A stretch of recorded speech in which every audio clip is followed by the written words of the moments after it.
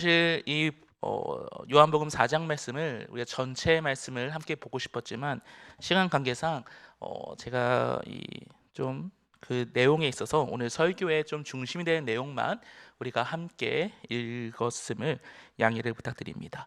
요한복음 4장 말씀은 우리 성도님들이 너무나도 잘 아시고 유명한, 소위 유명한 말씀입니다. 사마리아 여인과 또 그 여인과 대화하는 예수님이 등장하는 이 말씀은 요한복음 3장 16절이 담겨 있는 그 요한복음 3장 말씀만큼이나 우리에게 익숙한 말씀입니다. 그런데 이 익숙한 요한복음 4장 말씀이 좀 특별한 내용을 담고 있다는 것 역시 성도님들이 아실 줄로 제가 생각합니다. 예수님께서는 이 십자가에 달리시기 이전에 공회에서 자신이 메시아임을 드러내고 하나님의 아들임을 드러내신 그런 모습이 있었습니다. 그런데 유일하게 사복음서 중에서 이 요한복음 4장만이 그 공회 앞에 서시기 이전에 자신이 메시아임을 드러내는 그 장면이 이 요한복음 4장 말씀에 담겨 있습니다. 우리가 읽지 않았지만 요한복음 4장 25절에서 이 사마리아 여인이 말합니다. 메시아가 오시면 나에게 모든 것을 알려주실 것이다. 이 말을 들은 예수님께서는 유일하게 사복음서 중에서 이곳에서만 자신이 바로 내가 그다, 자신이 바로 메시아라는 것을 이 요한복음 4장에서만 유일하게 드러내고 계십니다. 그렇다면 예수님께서는 왜 여기서만 다른 곳에서는 하지 않으셨던 메시아임을 드러내시고 메시아임을 나타내시는 그 일을 왜 이 요한복음 4장에서만 하는 것일까요? 그리고 또 이것을 왜 특별히 그 사마리아 여인이라는 그 여인 앞에서 이것을 행하실 것일까라는 이 질문을 우리가 함께 짧은 시간이지만 함께 말씀 안에서 함께 알아보면서 이 사마리아 여인을 통한 예수님의 그 놀라운 뜻을 이 시대 가운데 우리 마음에 좀 새겨보기를 간절히 소망합니다. 우리가 읽지 않았지만 요한복음 4장 1절에서 3절 말씀 보면은 예수께서 갈릴리, 유대를 떠나 갈릴리로 가신다라는 말씀이 나와 있습니다. 이것은 그 당시 유대 지역에서 이 예수님의 사역이 이제 이 유대인의 종교적인 그런 문화에 있어서 예수님의 사역이 조금씩 이 바리새인들에게 거슬리기 시작하자 바리새인들이 예수님을 조금씩 집중하는 그런 모습들이 보이자 예수님께서는 아직 자신이 드러날 때가 되지 않아서 유대를 떠나서 갈릴리로 가시는 모습을 우리가 볼 수 있는데 4절 말씀에 유대를 떠나시면서 어떻게 말씀하시냐면 4절 말씀에 사마리아를 통과하여야 하겠는지라 라고 말씀하십니다. 우리 성도님들 이미 알고 계실 겁니다. 유대인들은 사마리아인과 상종하지도 않고 사마리아인과 대화하지도 않고 사마리아에서 나오는 음식도 먹지 않았습니다. 왜냐하면 이 뭐 역사적인 이야기를 하면 너무 길어서 이것을 생략하고 이들은 율법과 혈통을 잃어버린 더러운 그 혈통이라는 그런 인식이 유대인들에게 있었기 때문에 유대인들이 갈릴리 남쪽인 유대에서 북쪽인 갈릴리로 갈 때는 굳이 돌아서 가는 그런 모습과 그런 문화가 유대인들에게 있었는데 즉 예수님께서는 굳이 다른 유대인들은 하지 않는 그 행위 그 모습으로 사마리아를 통과하여야겠다라고 말씀하고 있습니다. 그런데 단순히 이것은 사마리아를 통과해 가는 것이 가까우니까 아니면 오늘은 왠지 사마리아 바람을 좀 맞고 싶으니까 그런 취향과 그런 편의에 의해서 하신 말씀이 아니라 이 말을 한글 성경에는 단순히 통과하여야 하겠다라고 표현하고 있는데 원어 성경에 보면은 내가 반드시 통과해야겠다라고 쓰여 있습니다. 이 표현은 우리 요한복음 3장이나 12장에 인자가 들려야 한다라는 말씀이 있는데 예수님께서 반드시 십자가에 달려야 한다. 즉 하나님의 주권과 하나님의 뜻에 순종해서 예수님께서는 반드시 십자가에 들려야 한다라고 적혀 있는 말씀과 동일한 표현으로 지금 이 4절 말씀에 쓰여 있습니다. 그래서 이것을 우리가 쉽게 이해하기 위해 다시 번역해 보면은 예수님께서는 하나님의 그 강력한 주권과 뜻에 순종하기 위해서 사마리아를 통과해야겠다라고 지금 말씀하신 겁니다. 우리 모두는 알고 있습니다. 예수님께서 왜 하나님의 강력한 뜻과 순종의 그 주권에 순종하기 위해 사마리아로 가는지 우리 모두는 알고 있습니다. 바로 사마리아 여인을 만나기 위해서 그곳을 통과하고 계시는 것입니다. 5절 이후부터 이제 사마리아 여인을 만나서 15절까지 예수님께서 사마리아 여인과 이 대화하는 장면이 나옵니다. 그런데 이 대화하는 장면을 보면은 마치 손뼉을 치고 싶지만 손뼉이 서로 어긋나는 것처럼 그런 모습을 보이고 있습니다. 예수님께서는 계속 말씀하십니다. 지금 내가 너에게 줄 수 있는 것은 이 육적인 목마름을 채워주고 단순히 이 갈급함, 육적인 것들을 채워주는 것이 아니라 너의 영의 것을 채워줄 수 있다. 너의 영혼을 구원할 수 있는 영원히 목마르지 않는 영의 물, 영의 생수, 구원의 생수를 너에게 줄 수 있다 라고 계속 말씀하시는데, 이 사마리아 여인은 이것을 온전히 이해하지 못하고 계속 육적인 갈급함을 채울 수 있는 그 방법을 물어보고 있습니다. 그래서 같은 이야기를 하고 얼굴을 마주보고 이야기하고 있지만 서로 다른 이야기를 하는 것 같은 뉘앙스가 쭉 나오고 있습니다. 그런데 이 사마리아 여인이 예수님의 말씀을 이해하지 못하는 이유가 무엇이냐면 10절 말씀에 보면은 이렇게 나와 있습니다. 제가 읽어드리겠습니다.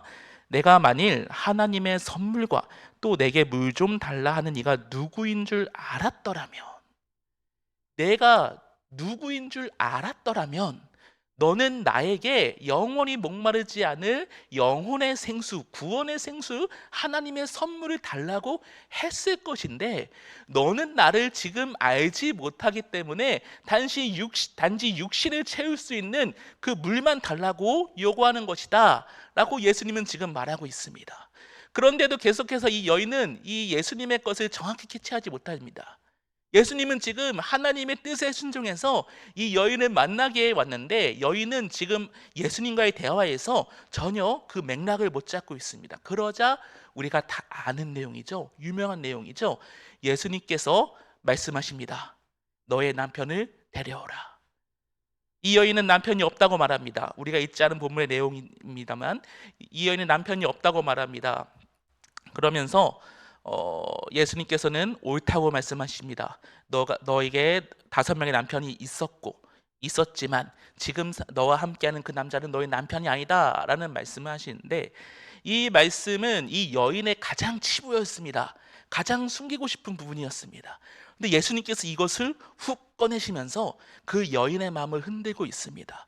우리 성도님들, 이 전통적인 이 주석가들의 해석을 보면은 이 여인은 아마 음란한 여인이었을 것이다 라는 것이 이 전통적인 해석이었지만, 한 최근 20년 정도 이 우리가 따르는 개혁주의 신학에 있는 신학자들이 이 본문을 해석할 때 조금 다르게 해석할 여지도 있다고 말합니다.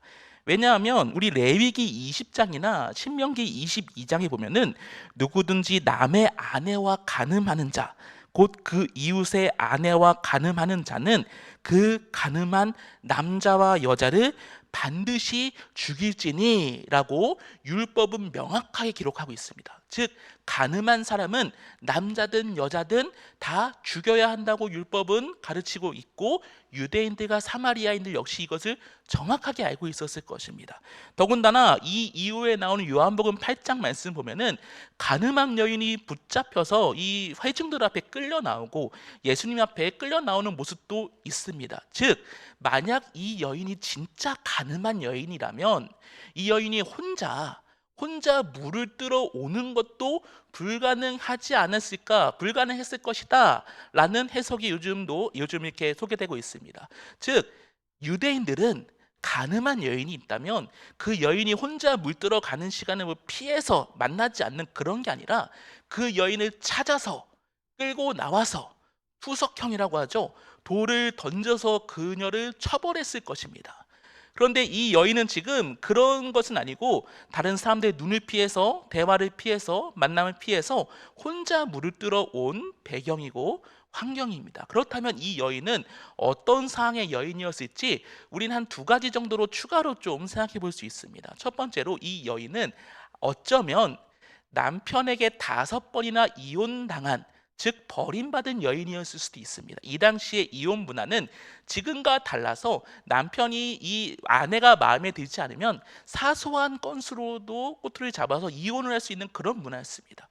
어쩌면 이 여인은 5번이나 버림받은 깊은 상처가 있는 여인일 수도 있습니다. 혹은 이 여인은 우리가 기억하고 있으시겠지만 이 당시 유대 문화에는 계대 결혼 문화가 있었습니다. 어, 수혼제라는 문화가 있었죠. 이 여인이 유다의 며느리 다말처럼 남편이 있었지만 그 남편이 후손을 남기지 않은 채 죽은 상태로 다섯 번이나 그 형제나 그 가족에게 함께 결혼을 한 그런 상태였지만 그 모든 것들이 온전하지 못하게 그 다섯 명의 남편이 먼저 세상을 떠났을 수도 있는 그런 비참한 그런 인생 가운데 있는 여인이었을 수도 있습니다. 근데 성경은 정확하게 이 여인이 음란한 여인이었다, 혹은 다섯 번 버림받은 여인이었다, 혹은 다섯 번 남편을 먼저 생을 마감해서 떠나보게 한 그런 비련한 인생을 살고 있는 여인이었다라는 것을 정확하게 말하고 있지는 않습니다. 단순히 우리가 알 수 있는 것은 공통적으로 이 여인이 결핍과 혹은 추악한 죄로 인하여 사람들을 대면하기 힘들어하고 그 무리 안에 있지 못하고 혼자 외톨이처럼 살아가고 있는 어떠한 상황에 있는 여인이었던 것은 확실히 우리는 알 수 있습니다. 그런데 예수님께서 지금 이 부분을 굳이 들고 나오셔서 인생에서 가장 숨기고 싶은 부분, 인생에서 가장 드러내지 않고 싶은 치부의 부분을 이 여인 앞에 드러내고 계신 겁니다. 그러자 이 여인이 이 말을 듣자 어떻게 반응합니까? 당신은 선지자인 것 같다. 내가 보니 당신은 선지자로소이다. 이 내가 보니라는 말은 내가 유심히 보니까, 내가 유심히 들어보니까 당신은 그냥 유대인이 아니라 그냥 이 행인이 아니라 선지자 같습니다라는 말을 합니다.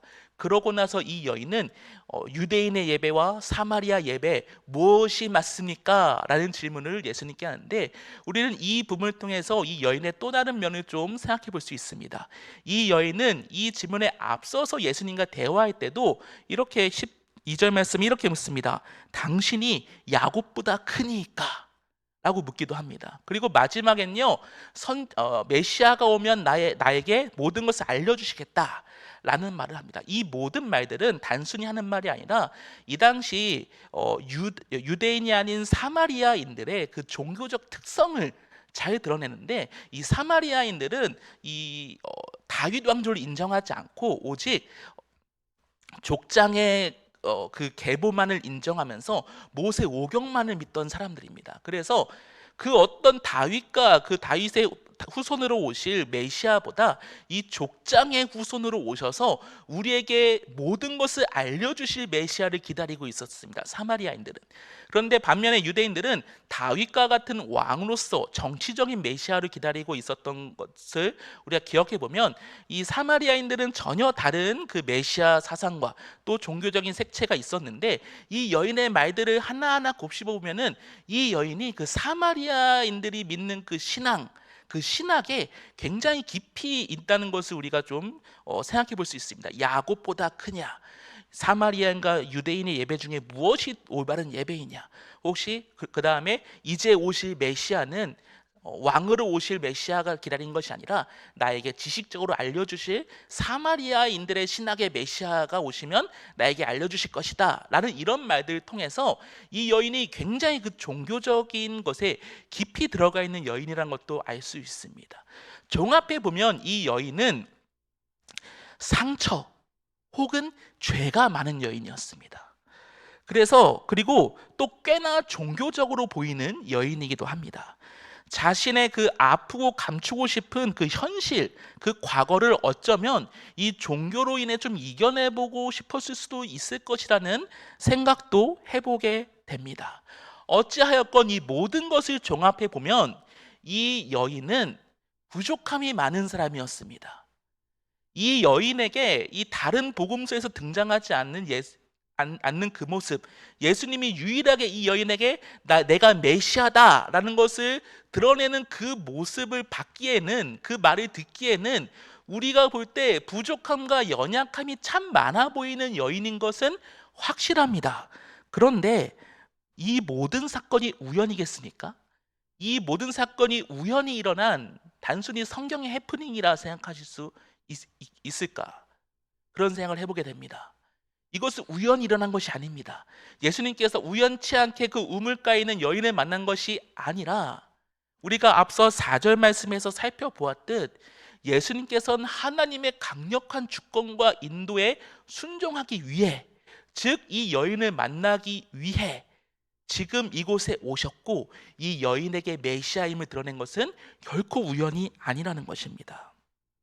그런데 사실 우리가 생각했을 때 이 여인이 부족해 보인다라고 말하지만 사실 우리도 예수님을 믿는 하나님 나라의 백성의 입장에서 생각해 보면 우리도 자격이 없는 것은 마찬가지입니다. 어쩌면 우리도 이 사마리아 여인만큼이나 깊은 상처 때문에 여전히 좌절하고 있는 성도님들도 계실 수 있습니다. 혹은 남들이 절대로 알지 않았으면 하는 나의 과거, 나의 죄악 때문에 내 모습을 감추기 급급한 모습이 어쩌면 우리에게도 있을 수 있습니다. 어쩌면 내가 지금 교회 다니는 것, 내가 예수를 믿는 것은 나를 위로하기 위해서, 나를 포장하기 위한 그 종교적인 행위의 모습으로 이 자리에 있는 분들도 어쩌면 있을 수 있습니다. 즉, 이 여인의 모습과 우리의 모습을 본다면 우리 역시 자격 없는 사람인 것은 동일하다는 것입니다. 그런데 이 여인에게 나타나셨던 그 은혜가 지금 우리에게 있는 것처럼 우리도 자격 없고 그 여인도 자격 없었지만 하나님의 놀라운 은혜가 우리에게 동일하게 임하고 있다는 것을 우리는 기억해야 될 것입니다. 예수님이 메시아라는 사실을 알았던 이 여인은 결국 어떻게 됩니까? 자신이 가지고 왔던 물동이를 내버려 두고 마을로 들어가서 그 마을 가운데 메시아를 만났음을 증언합니다. 지금껏 이 여인은 사람들을 피했을 것입니다. 왜냐하면 이 여자들이 우물을 길러 갔던 이 당시 문화는 절대로 혼자 가지 않았습니다. 왜냐하면 그 남자들은 그 당시 성문에서 함께 모여 교제하고 친교했다면 여성들은 우물가에 모여 함께 친교했던 문화가 그 당시에 있었는데 여자들이 혼자 우물로 간다는 것은 철저히 고립된 여성인 것을 증명하는 것과 동시에 혼자 우물에 가는 것은 좀 여러 가지 치안적인 위험이 있었기 때문에 여러 사람이 모여 함께 우물에 갔던 문화가 지금까지 소개되고 있습니다. 즉 이 여인은 일부러 사람들을 피했을 것입니다. 사람들의 눈을 피해서, 사람들의 수군거림을 피해서, 위로가 되지 않는 그 위로의 말을 듣기 싫어서 어쩌면 홀로 살아갔던 시간이 더 많았을 그런 여인일 수도 있는데 이 여인이 예수님이 메시아임을 듣자마자 그 마을로 들어갑니다. 그리고 사람들을 만나서 사람들에게 얘기합니다. 내가 메시아를 만났다. 그리고 그 마을이 변화되는 역사가 일어납니다. 그런데 우리는 한 가지 좀 기억해야 될 것이 있습니다. 지금 이 여인의 예수님이 메시아임을 알고 마을로 돌아갔을 때 이 여인이 가지고 있던 삶의 문제가 해결된 것이 있습니까? 이 여인에게 그동안 5명의 남편에게 상처를 받았던 그런 과거가 있던 여인이건 혹은 5명의 남편이 죽었던 여인이건 혹은 진짜 음란했던 여인이건 그 문제가 해결된 것이 하나라도 있습니까? 눈에 보이는 해결된 문제는 하나도 없습니다. 그런데 이런 방식의 모습은 단순히 이 여인에게만 나타나지 않습니다. 아담과 하와가 범죄했을 때 그들은 심각한 범죄를 저질렀습니다. 그리고 나중에 하나님께서 그들을 징계하셨지만 가죽옷을 입히시면서 그들에게 새로운 은혜 안의 삶을 하나님께서 인도하셨습니다. 그런데 그들이 죄를 저질렀던 그 과거가 사라졌습니까? 다윗이 밧세바와 범죄하였을 때 그 밧세바가 낳은 아이가 지금 죽을 위기에 처해져 있었습니다. 보통 문제 해결이라면, 믿음의 사람의 문제 해결이라면 이 죽을 위기에 있는 아이가 극적으로 살아나거나 아니면 죽었던 아이가 다시 살아나는 그런 문제 해결을 만나야 우리는 문제가 해결됐다고 생각합니다. 그런데 다윗에게 그런 일이 일어났습니까? 사울이 바울이 되었을 때 하나님의 이 사도로서 사역을 시작할 때 계속해서 따라붙었던 시비가 있었습니다. 무엇이냐면 그가 사울이었을 당시에 기독교인 그리스도인들을 그렇게 박해하고 죽이지 않았느냐, 이런 이가 어떻게 사도가 될 수 있느냐, 계속해서 그에게 자격의 시비, 사도가 될 수 있냐는 그 시비가 계속 따라다녔습니다. 보통 문제 해결이라면 사도 바울이 이제는 그런 것에서 자유해가지고 마음껏 사역할 수 있는 환경이 마련돼야 되는데 사도 바울의 그 환경이 해결되었습니까? 우리는 기억해야 될 것이 있습니다. 하나님께서 우리에게 은혜를 주었을 때 우리는 믿는 자이기 때문에, 예수님과 함께하는 자이기 때문에 우리의 삶의 모든 문제가 해결될 것이라는 기대가 있습니다.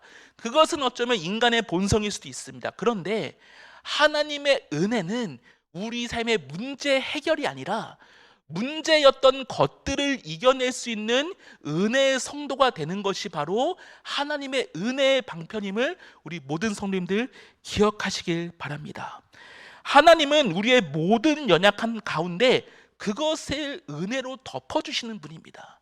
우리가 상처가 나 있고 우리에게 눈물이 있고 우리의 연약함이 있지만 그것을 덮을 수 있는 것이 바로 하나님의 은혜이지, 우리에게 계속 따라다니는 그 모든 삶의 문제가 단번에 해결돼서 우리가 행복해지는 것, 이것을 성경은 우리에게 가르쳐주고 있지 않다는 것을 우리는 반드시 기억해야 됩니다.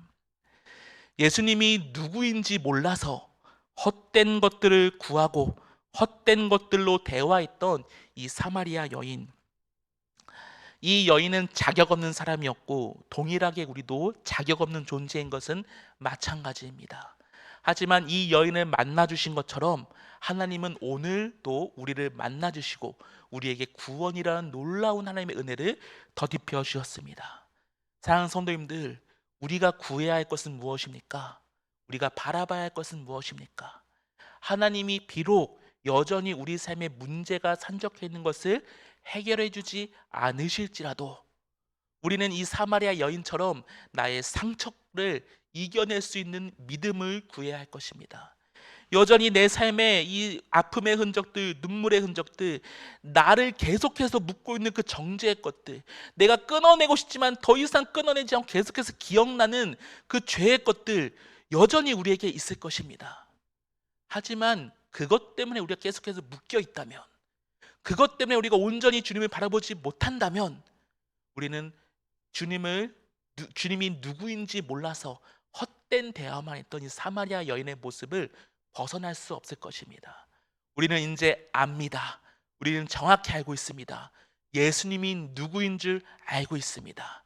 이제는 이겨내는 믿음, 승리하는 믿음의 성도의 삶을 우리 모두가 살아갈 수 있도록 주님의 이름으로 축복합니다. 우리 함께 기도하는 마음으로 함께 찬